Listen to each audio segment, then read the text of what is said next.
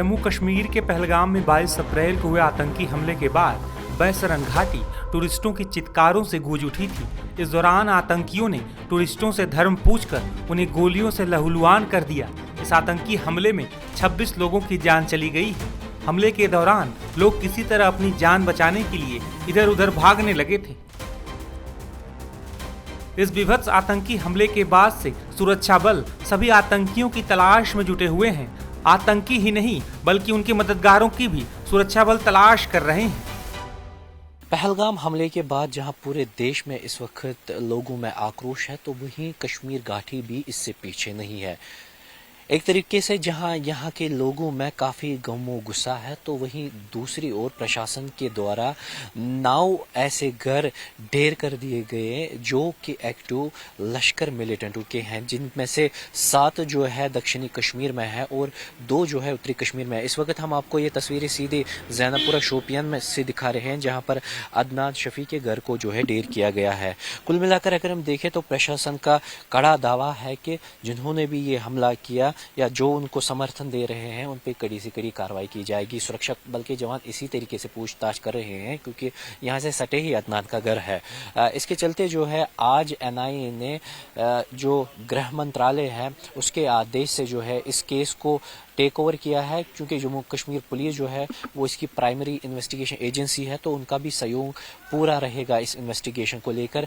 पूरे जम्मू कश्मीर में जो है सुरक्षा इस वक्त हाई अलर्ट पे है। जिस तरीके से लगातार जो बॉर्डर्स है, जो निरंतर रेखा है, वहाँ पर उत्तरी कश्मीर की निरंतर रेखा उड़ी सेक्टर रामपुर या जो अलग अलग सेक्टर्स है वहाँ पर पाकिस्तान की तरफ से सीज फायर का उल्लंघन किया गया। उसमें हालांकि इंडियन फॉरवर्ड पोस्ट को जो है निशाना बनाया गया है। इंडियन आर्मी की तरफ से भी यहाँ से जवाबी कार्रवाई हुई और उसी के चलते जो है तीसरा दिन आज है जब सीज फायर वायलेशन बॉर्डर्स पे देखा गया। कहीं ना कहीं पर जो है जिस तरीके से बॉर्डरों की भी सुरक्षा अब बढ़ा दी गई है, ये भी एक निर्देश है कि किसी भी सूरत में जो है किसी भी लॉ एंड ऑर्डर सिचुएशन से निपटने के लिए हर एक प्रयास जो है वो जारी रहेगा। और यही कारण है कि जम्मू कश्मीर की अगर हम बात करें तो सुरक्षा जो है वो इस वक्त पूरे जम्मू कश्मीर में हाई अलर्ट पे रखी गई है।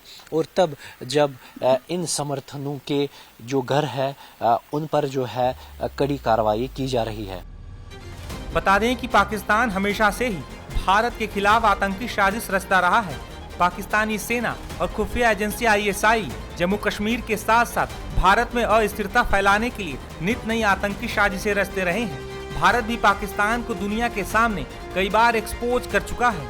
हालांकि पाकिस्तान सुधरने का नाम नहीं ले रहा। इस आतंकी हमले के बाद से ही पूरे देश में काफी गुस्सा है और पाकिस्तान के खिलाफ कड़े एक्शन की लोग मांग कर रहे हैं। वहीं इस पूरे मामले पर डिफेंस एक्सपर्ट्स का क्या मानना है, सुनिए। देखिए, जिन्होंने ये टेररिस्ट अटैक किया वो 4 या 5 उग्रवादी जो थे वो आज नहीं तो कल मारे जाएंगे। उनकी मृत्यु निश्चित है, जितना भी टाइम लगे, और वो हमारे फौज से ही मरेंगे, तो उनको तो मार दिया जाएगा। उनके जो हैंडलर्स हैं उनको पकड़ के जेल में भेज देंगे। जो लोकल अंडरग्राउंड ओवरग्राउंड या अंडरग्राउंड सपोर्टर्स कश्मीर में है उनको पकड़ के सजा होगी। जो सपोर्टर्स पाकिस्तान में है उनको भी नहीं छोड़ा जाएगा।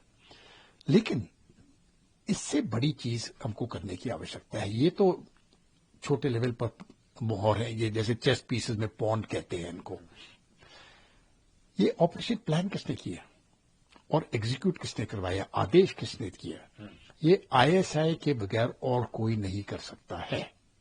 और अगर आईएसआई ने इतना बड़ा ऑपरेशन किया तो डीजी आईएसआई कम से कम उसकी अथॉरिटी है।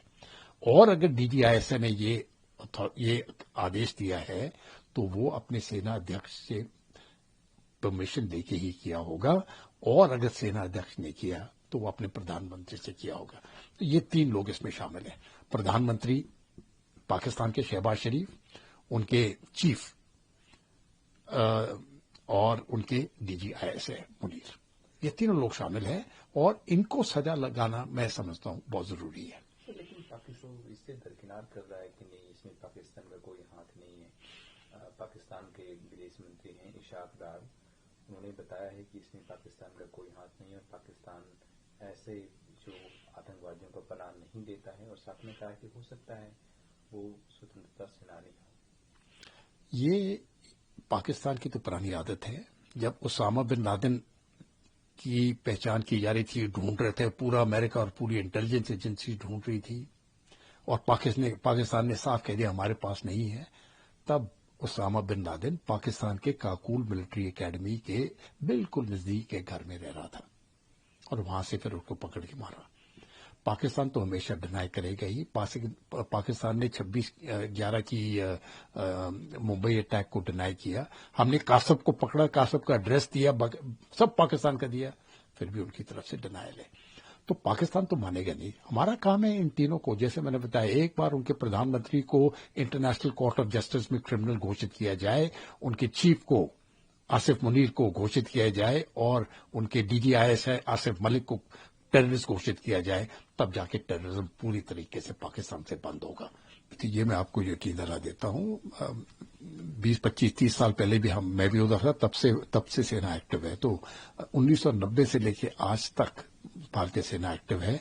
ये तो खैर इस समय पर इसका इन्फॉर्मेशन मिल गया होगा और सोर्सेज वगैरह से तो उसको न्यूट्रलाइज कर दिया, लेकिन ये कभी भी इन्फॉर्मेशन मिलता है इसको न्यूट्रलाइज, वो ऑपरेशन चलेंगे और न्यूट्रलाइज हो जाएंगे। ये और भी हैं उधर, कुछ और भी लीडर्स हैं, इन सबको एक एक चुन के अभी मारेंगे, क्योंकि सबको मालूम था कि क्या होने वाला है पहलगांव में।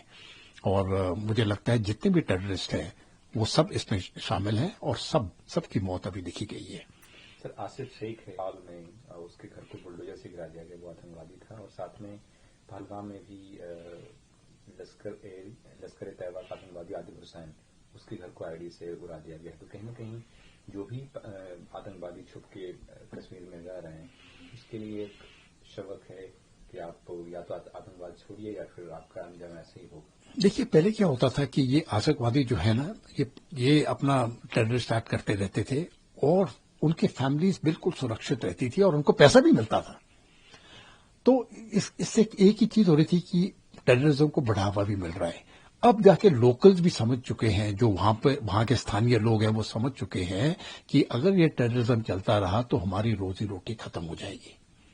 वो अभी इनको नहीं चाहते हैं और एक मैसेज के तौर पर ये जा रहा है और ये बड़ी स्ट्रांग मैसेजिंग जा रही है, क्योंकि मैंने खुद देखा है, और ये कोई पुरानी बात नहीं, कुछ दिन पहले ही कुछ लोग आए थे इधर, जो वो साफ कहते हैं कि अगर हमारे बेटे इसमें जाते हैं, हम पूरी कोशिश करते हैं अपने बेटों को बताना कि इस रास्ते पे मत जाओ, और अगर चला भी जाता है वो फौज को रिक्वेस्ट करते हैं कि साहब उसको पकड़ के वापस ले आओ, वो गलत रास्ते पे जा रहा है।